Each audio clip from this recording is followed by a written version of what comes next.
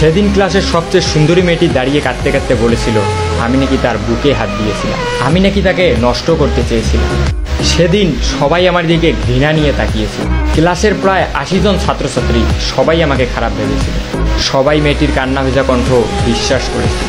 আমার সবচেয়ে কাছের বন্ধুটাও আমার থেকে দূরে চলে গিয়েছিল।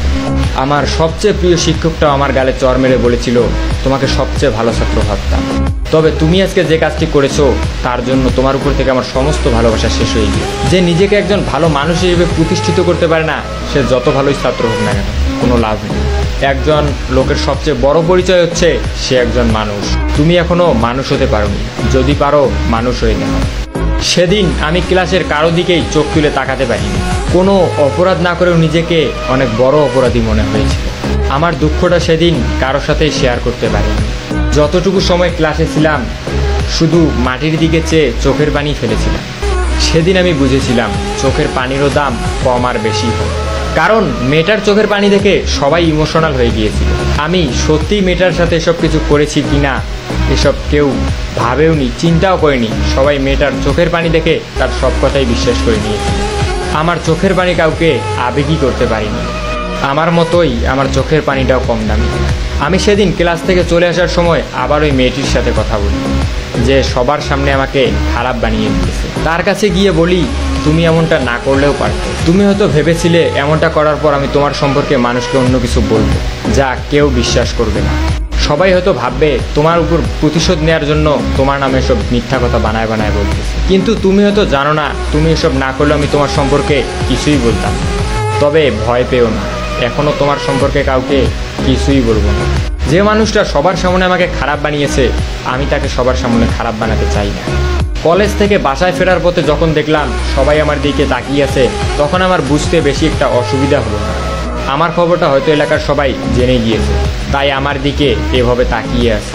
আর এসব খবর তো অলওয়েজ বাতাসের মাধ্যমে ছড়ায়, আমারটা হয়তো সেভাবেই ছড়িয়েছে।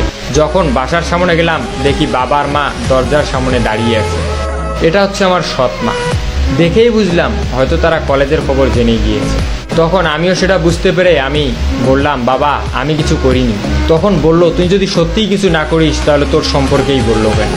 তোর ক্লাসে তো আরও অনেক ছেলে ছিল, তাদের সম্পর্কে কই বললো, তোর সম্পর্কেই কেন বললো? তুই এসব করেছিস জন্যই তোর সম্পর্কে বলেছিস। একটা মেয়ে কখনো তার মান সম্মান নিয়ে মিথ্যা কথা বলবে? মিথ্যা তো তুই বলছিস আমাদের সাথে। সৎমা যখন আমাকে কথাগুলো বললো তখন আমি চুপচাপ দাঁড়িয়েছিলাম, মাটির দিকে তাকিয়ে চোখের পানি অঝরে ফেলছিলাম। কি বলবো কিছুই বুঝতেছি না। কিন্তু হঠাৎ করেই মা বাবাকে যে কথাগুলো বললো এগুলো শোনার জন্য আমি মোটেও প্রস্তুত ছিলাম না। মা বাবাকে বললো তোমার এই ধর্ষক ছেলেকে আমাদের বাসায় রাখতে পারবে না। যদি তোমার ধর্ষক ছেলে বাসায় থাকে তাহলে আমি থাকবো না, আর আমি থাকলে ও থাকবে। আমার একটা মেয়েও আছে, আমি আর আমার মেয়ে ওর তো আপন কেউ না। সুযোগ পেলে কি না কি পড়ে বসবে, তুমি ওকে বের করে দাও বাসা থেকে। মা যখন বাবাকে কথাগুলো বললো আমার চোখ দিয়ে শুধু পানিই পড়ছে। আমি একসময় ভাবতাম আমার সৎমা হলে একসময় ঠিকই আমাকে আপন করে নেবে। আজ নিজেকে সবচেয়ে অপবিত্র মনে হচ্ছে। লজ্জায় অপমানে আমি আর সেখানে একটি মুহূর্ত দাঁড়িয়ে থাকতে পারি। তাই গন্তব্যহীনভাবে বাসা থেকে বেরিয়ে যে কোনো একদিকে যেতে লাগলো। আমার বাবা একটিবারের জন্য আমাকে থাকতে বলিনি। সেদিন মনে হয়েছিল আজ থেকে হয়তো বাবা ছেলের সম্পর্কটা এখানেই শেষ। এটা তবে ভালো মতোই বুঝেছিলাম এ বাড়িতে হয়তো আমার আর কোনোদিনই স্থান হবে না। আমার কাছের মানুষগুলোই আমাকে বুঝতে পারিনি, দূরে ঠেলে দিয়েছে। এখন একজনই আছে শেষ ভরসা। সে মানুষটাকে আমি অনেক বিশ্বাস করি, ভালোবাসি। সেও আমাকে অনেক বিশ্বাস করে, ভালোবাসে। তবে কেন জানি না আজকে অনেক ভয় হচ্ছে। আর সবার মতো কি সেও আমাকে খারাপ ভাববে, আমাকে অবিশ্বাস করবে? অনেক প্রশ্নের উত্তর মনেই থেকে যাচ্ছে। সেই রাতটা নির্ঘুমভাবে সিয়াম নামের এক বন্ধুর বাসায় থেকে পরের দিন দুপুরে খেয়ে আমি চলে যাই আদিবার সাথে দেখা করতে। হ্যাঁ, আমি যেই মানুষটির কথা বলেছিলাম অনেক বিশ্বাস করি, সে আর কেউ নয়, সে হচ্ছে এই আদিবা। কিন্তু আদিবার সঙ্গে দেখা করতে গিয়ে আমি যা দেখলাম তা নিজের চোখে বিশ্বাস করতে পারি। কারণ সে আজ একা আসেনি, তার সাথে একটি মেয়েও এসেছে।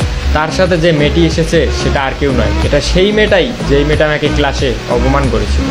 কিন্তু আমি বুঝতে পারলাম না আদিবার সাথে মেয়েটার কিসের সম্পর্ক। আদিবার কোনো কাজিন নাকি বান্ধবী? আসলে এই পুরো স্টোরিটা আমার এক ফলোয়ার আমাকে টেক্সট করেছিল এবং বলেছিল যাতে আমি এই গল্পটা পড়ে আপনাদের শোনাই। অ্যান্ড গল্পটার সেকেন্ড পার্টও আছে। গল্পটি ভালো লাগলে অবশ্যই আপনার বন্ধুকে মেনশন করুন, চাইলে শেয়ারও করতে পারেন। এই ভিডিওতে 5K লাইক এবং 500 কমেন্ট হলেই ইনশাল্লাহ দ্বিতীয় পর্ব আসবে। সো আজকের মতো আল্লাহ হাফেজ।